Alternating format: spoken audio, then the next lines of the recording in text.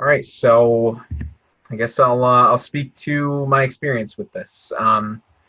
So to start off, my name is Justin Leonti. I am 25 years old, originally from a small town in upstate New York.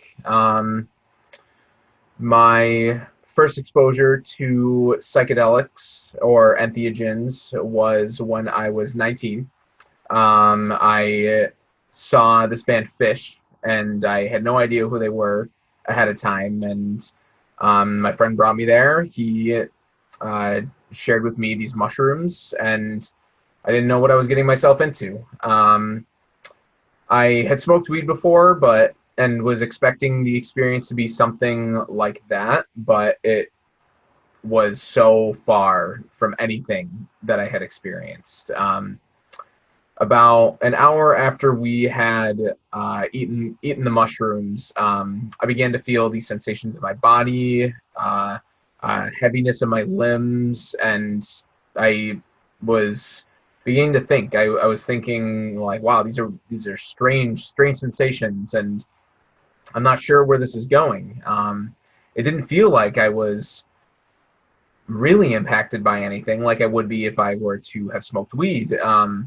But I just began looking around and just noticing what I couldn't exactly understand. I was looking at a big white wall of the venue I was at and couldn't tell if it was what it was made of, if it was a tarp that was catching the wind and like expanding and contracting, or if it was solid. I just didn't know. And at that moment, I remember just like looking around some more and noticing the people that were around me, and then just taking a deep breath in and noticing the wind and how nice the day was. And it was then that I looked up, saw the clouds, noticed how nice they were moving across the sky, and to my dismay, the clouds stopped. I continued looking curiously, and then they just began to reshape in a way that I'd never seen them before. And just it was as if I had gotten a cheap kaleidoscope toy from like a museum gift shop and was holding it up to my eye while looking at the clouds, and they were just restructuring and reforming right before my eyes, and I had no idea what was going on. I just was looking, trying to open my eyes wider because I couldn't believe what I was seeing. And it was at that moment that I realized that a veil had been lifted, one that was totally integrated into my vision beforehand, and it was a world that was being revealed to me. The rest of that day, the rest of that evening was encompassed in music. It was encompassed in love and connection, and I was lost. It was a time that I will never forget, and one that seemed to have moved so quickly. Yeah, these medicines, and just a quick note, I'll be interchanging the words psychedelics, entheogens, and medicines to refer to psilocybin mushrooms, LSD, ketamine, MDMA, and the like. So yeah, that was my first exposure to this world of medicine, and it was one that struck me. Like I said, I was 19 years old, and the thoughts I was having that night were about eternity, about the hourglass of time tipping over again and again, and starting, stopping, and continuing. And I didn't know where to go from there, and I knew exactly in the direction that I wanted to be headed. They changed my life and continue to. So I kept going. I continued to journey with mushrooms, and I believe it was that next year when I was 19 and 20 when I began experimenting some more. I wanted to see how deep this rabbit hole went. I wanted to see how deep I could go, and it was an experience. I remember seeing things like the lines on a plaid shirt moving horizontally and vertically, and colors on a washed out surfboard melding into each other as if they were on the surface of water themselves. And while the sensory world was profound, and it in itself had me awaken to a totally different realm of perception. It was the thoughts, it was the sensations, it was the feelings that allowed me to dive deeper. Um, so with the second journey that I took, it was one where I was watching a movie called Enter the Void.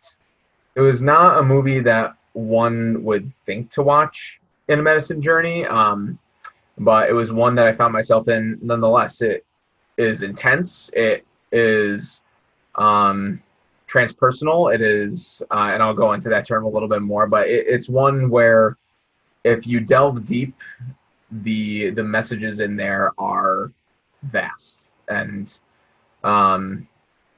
it was then, again, 19 years old, that I got the message from this movie, from these medicines, that the love that connects us, the love that is pervasive, is the strongest force that we know, that we can experience. And I continued to have experiences like this throughout my college career.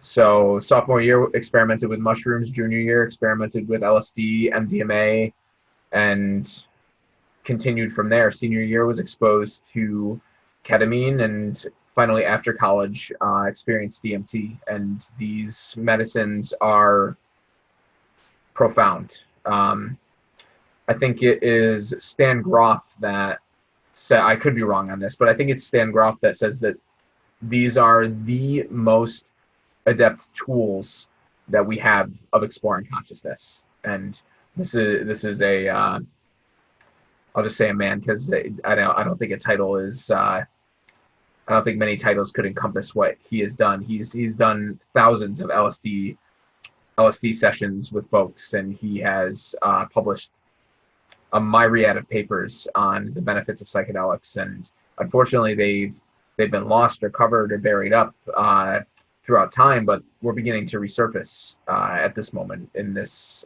what's been referred to as the psychedelic renaissance. But to the effect that a kitchen knife is the best tool that we have to cut vegetables, you wouldn't trust a toddler with one. You need to be trained. You need to understand the realm that these medicines are going to bring you to. And if you don't understand, if you're not trained, if you're going there as a novice, going there with someone who has been trained so they can teach you how to wield these in a way that's beneficial is essential. Fortunately for myself, I found that it was a world that I liked and one that I could grapple with readily.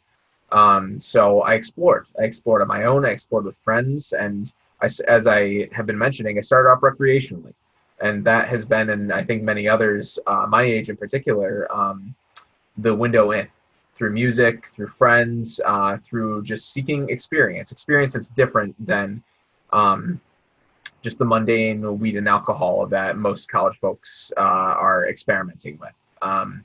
And it is a world that is entirely different. It's one that will open things up, and it's one that, if you delve deep enough into it, will get you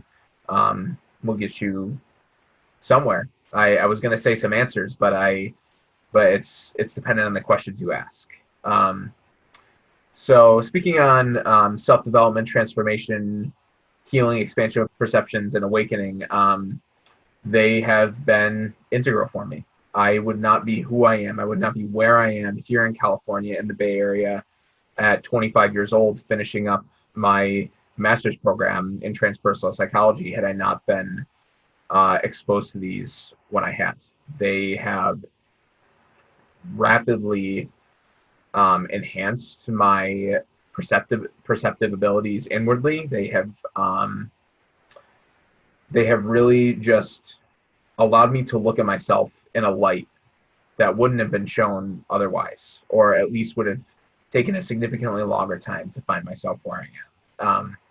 So to speak a little bit about the education that I've gotten at JFK University, I'm currently in my third and final year, finishing up my degree. I'm currently writing my thesis, and I continue to explore with psychedelics in a very different way now. I don't do them recreationally. I use them more as sacrament. but they still are incremental and integral tools that I'm utilizing to explore my consciousness.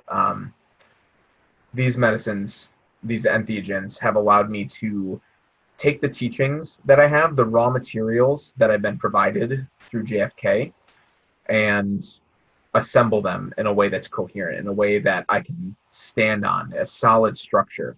And they're the tools, yeah, they're tools that I've been able to use and utilize and sort of mess around with as long as I'm receiving constant input. The input of my education, the input of those around me, and continue to, they allow me to continue to develop myself, to transform myself, and ultimately to heal myself. Backtracking a little bit, when I first discovered these tools, these psychedelics, these entheogens, I went seeking. I went seeking for more information, and my first big window in was the Psychedelics Explorer's Guide by James Fadiman, written by James Fadiman and compiled. And it was there that I figured out it wasn't just me. It wasn't just me that was experiencing these things, and it wasn't just me that had experienced things as profound as I had. Just reading in this book that the man who synthesized LSD, Albert Hoffman, wrote down that he experienced it as a rebirth. And Aldous Huxley, the author of The Doors of Perception, writing that one can never quite be the same again. And blanking on his name, Alexander Shulgin had written that more than anything else, the world amazed me in that I saw it as I had when I was a child. And just as when I opened my eyes for what seemed like the first time in the world that I found myself in at that Fish concert, it was entirely new. It was something that I had never experienced before. And it was an awakening. It was an awakening for myself. It was an awakening, and I think for many others who I have talked to, and some of the greats that I have read about their experiences. So to speak a little bit more about my education in transpersonal psychology, to try and put it in a nutshell, transpersonal, trans, going through, going beyond, going superseding the personal to connect what is there with the collective experience. For those that are familiar with Carl Jung, like the collective unconscious, that's a transpersonal concept. And psychedelics for me have been my window in. They were my window into the transpersonal, my window into parts of this experience, parts of this human experience that can't just be reduced to it. And they allow me to stay connected to it. In the Psychedelics Explorer's Guide, Fadiman, I think, was the first one to lay out what he thought is one of the best ways to take subperceptual doses. And these have been gaining traction in Silicon Valley in particular with microdosing. Taking an amount of an entheogen that is below the level that you can perceive, but you still receive the benefits of things like capacity to restructure a problem in a larger context, and heightened capacity for visual imagery and solving problems, increased ability to concentrate, heightened empathy with other folks, other objects, and being able to associate dissimilar ideas. And just a lot of these concepts that have been present throughout time are resurfacing with psychedelics. And in the Eastern traditions, that everything is connected. Everything from the wind to the trees to the bees, birds, and us. We all share the same air. We all share the same planet. And psychedelics psychedelics have allowed me to tap into that more readily and be more connected to that on a daily basis. Just being able to stay connected in that way, being able to stay connected to myself and the world around me, that's another window into the transpersonal. Larger than myself, being able to integrate that into my daily life, my personal life.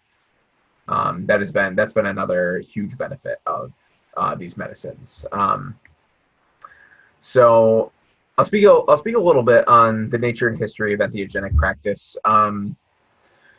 I I'll start off by saying that I am in no way an expert. I am no way a anthropologist. I have not studied this extensively. I am just relaying what's stuck with me and relaying what I have learned throughout this journey of myself and these medicines. I attended a webinar recently put on by MAPS featuring Paul Stamets, and some of the things he said really struck me. With there's some depictions across Central America and down into South America of these things like this bee shaman with mushrooms growing out all over his body, and there are little mushroom statue people, and etched in cave walls like little mushroom people running around. So these medicines, at least in the Central Americas, were profound enough to make it into the things that they wanted to preserve, and specifically in like embodied an anthropomorphic and an anthropomorphic sense. One of the things I thought was really interesting was that traditionally mushrooms are preserved in honey. So that's where we get the image of the bee shaman with the mushrooms growing out all over his body. Just for reference, I'm looking at a piece by Alex Gray, who is another big force in the field of consciousness transformation and specifically visionary art. So I'm looking at a piece for reference from him, and going back even further to Greece. It's in the myths, it's in the stories that when Persephone is going to the underworld, she's given a mushroom for her journey. And I thought that was really profound and really interesting. And if we just look across time with the folks indigenous to this country utilizing peyote for their sacrament, and the folks in South America utilizing ayahuasca, which is the combination of the BK5 vine and the Psychospiritually veritas leaf into a concoction, which they figured out was the two perfect things to be able for our body to be able to synthesize the DMT, or not synthesize and keep in our body the DMT that's found in the Psychospiritually veritas, just by chance. But one would think that it's not just by chance. And our world, our earth, this organism that we now are living on and used to be living with, has given to us these messages, these whispers, in the forms of these medicines. They're omnipresent. They are all over the world, and in regions that I'm not as familiar with, like the Amanita muscaria in Nordic mythology, and just across all cultures, there are always psychoactive plants, psychoactive materials that have been used in sacrament, that have been used for vision questing, for visionary experiences, for coming of age, for seeking answers, and being connected with forces that are beyond ourselves. And I think that in this time, and really emphasized right now during the time of COVID-19, where we are so disconnected from one another, and at the same time becoming more connected through electronic means, becoming more connected by shared experience with everyone going through this at the same time.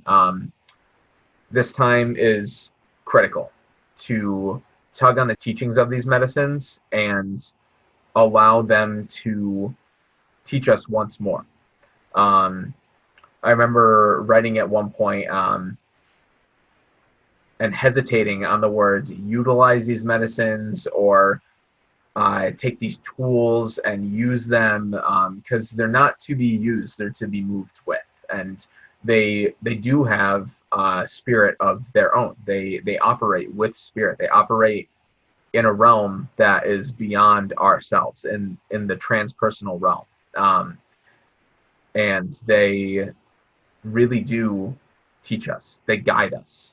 And using them sacramentally, using them intelligently, and using them with support is going to be, I think, the thing. Like, these are my personal views coming in. Using them intelligently and with connection is going to be the thing that saves us. Right now, we are at a time where we are inherently disconnected from one another physically, and connecting through these means, through entheogenic means. And just to speak just quickly, entheogenic, entheo, the God within, and genic, bringing that out. So these entheogens, these tools, these medicines that are bringing out our light, bringing out our God that resides within each one of us, and allowing us to meet everyone else's light, is going to be the thing that is critical, going to be the thing that is more connecting than anything else that we have right now. And I think that's so necessary right now, to be able to meet in a place, to be able to meet in a plane of spirit, and if not spirit, at least in a place it's bigger than the computer that I am finding myself connecting on again and again. These entheogens, I might be repeating myself a little bit here, but the sacred use of entheogens in our culture that is getting more and more connected, and at the same time more and more disconnected, I think they offer us connection in a way that we need, that we are craving. I know that I'm craving, and they really do offer us a way to do that, an avenue that they can guide us down.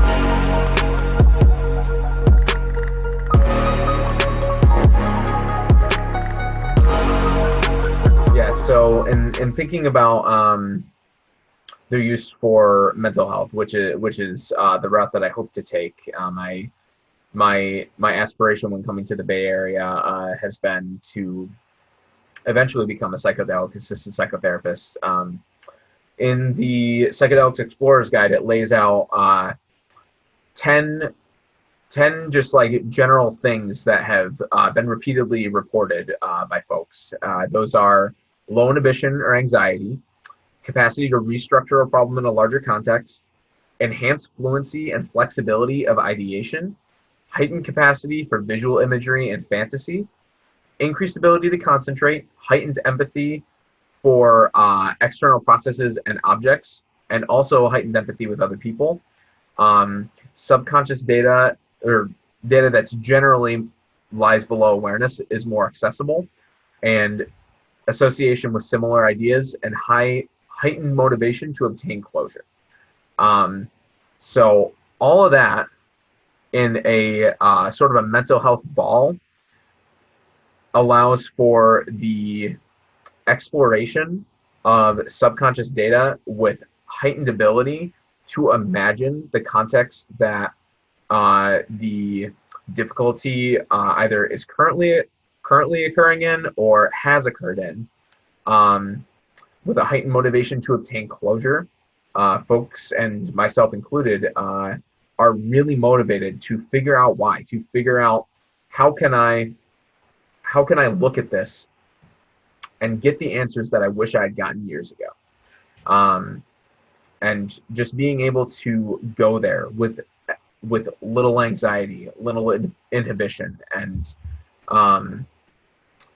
being able to, and this is an example of myself, just look at a current view from a more objective perspective and saying, wow, I couldn't say this to myself before, but I'm disgusted with myself. And that was an insight that I had during a journey. And I was just able to say it equanimously and know that that's the view that I have held for so long. And I read a paper recently that was looking at the specific neural mechanisms associated with the ability to do this. And I might do a a very very ballpark way of describing this, but in essence, the serotonergic psychedelics such as DMT, LSD, and psilocybin decrease the functioning of the default mode network, or the way of looking at ourselves that we hold day in and day out without realizing it. And these medicines allow us to turn the volume down on that so that we can step outside of it and give it a look and see what's not functioning in the way that I want it to be, or what's functioning in a way that's causing me dis-ease, and being able to really look at that and examine, do I want to keep it this way, or do I want to change? Do I want to just keep going with the way that I have been, or do I want to really look at this problem and find closure and find difference in the way that I operate? And knowing that that's possible. These medicines have a way of just showing you, like, okay, this is a possibility, this is what's been happening, and it doesn't have to be like that. Did you ever think about that? And the medicine's posing the question, like, do you want to change? Is this what you want? And if not, what do you want? Who do you want to be? And it's really interesting. Like, these questions seem to spontaneously arise, and it's dependent on the material that's input. I think I was speaking on this a little bit earlier, but so long as there is substantive material coming in, the questions, the messages, and this is where guidance and support are essential. The posing of the questions, they'll let you go deeper and deeper and deeper down this path, and it's really interesting. Some of my biggest material has been cartoons. I've watched things like this cartoon Steven Universe, and one that's a little bit backdated, Avatar: The Last Airbender, where the target audience is, like, I don't know, 8 to 12 years old, but in those cartoons they pose the questions: who are you? Who do you want to be? And that's what I found myself asking in the midst of these journeys. And I'm able to ask those questions to myself truly, and look at myself with empathy, look at myself with love for the way that I have been operating, and know that I don't need to cling to that, because it's ethereal. I'm holding on with a ghost fist to the ways that I function. And while I may not be able to see it in everyday life, while folks who are really ailed by crippling dis-ease, crippling anxiety, depression, or physical ailments such as cancer, or degenerative, like MS, it allows them to look at their situation with equanimity, and it really allows them to accept and move from where they're standing instead of where they want to be. And that's another thing that I found is really profound with these medicines.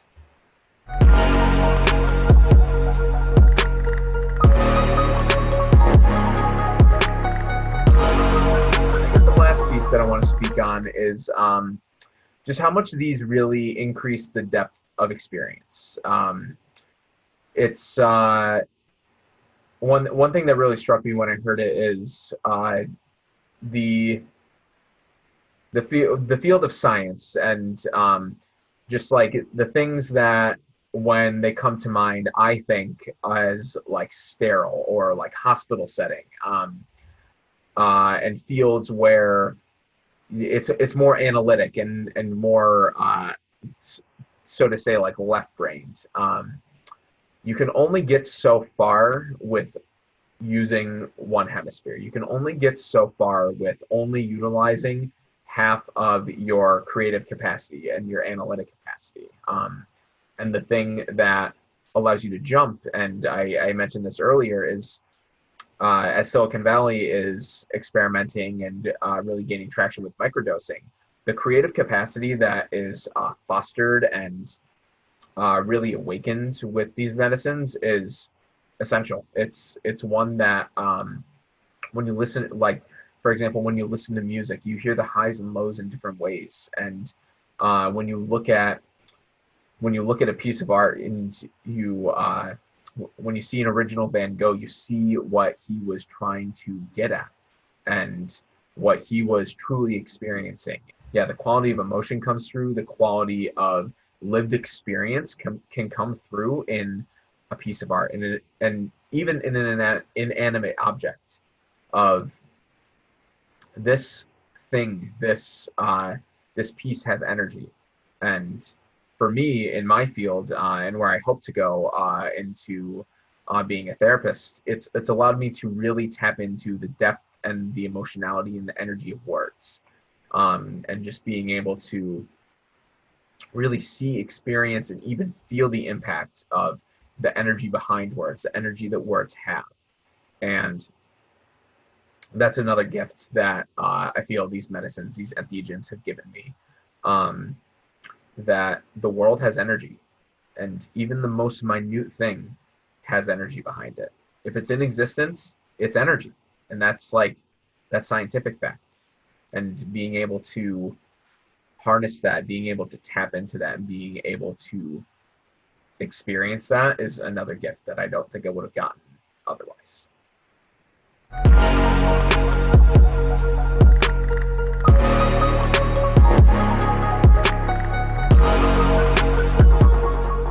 I'll just, to end here, I'll speak a little bit on one of my idols who passed recently, Richard Alpert, who was given the name Ram Dass as he went down his path. When he experienced mushrooms, I think for the first time, he looked down at himself and he saw himself in all his different personas, pilot, professor, son, lover, and just saw them all disappear. He's like, okay, at least I still have my body. And then he looked down and his body was no longer there. And he began to freak out. And then the whisper came, but who's minding the store? And I think we've forgotten that there is someone minding the store here. There is someone behind all of this for us. And I'm not just speaking to a personal store minder. I'm speaking to one that will take care of us, so long as we can remember to forget all the things that are barring us from connection, and in the way of remembering, putting ourselves back together with this storekeeper, the one that's there, and we just need to connect again.